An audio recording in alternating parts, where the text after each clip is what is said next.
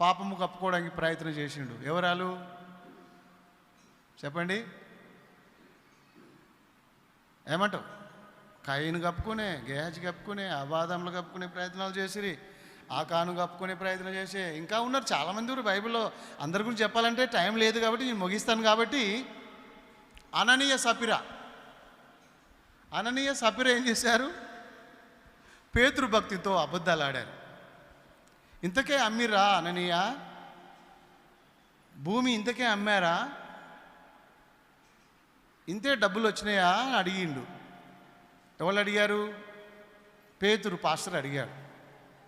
దైవజనుడు పేతురు గారు అడిగారు. అననీయ మంచి సంఘ పెద్ద, లేకపోతే సంఘంలో మంచి పరిచర్య చేస్తున్నారు, వాళ్ళు ఆస్తిపరులే.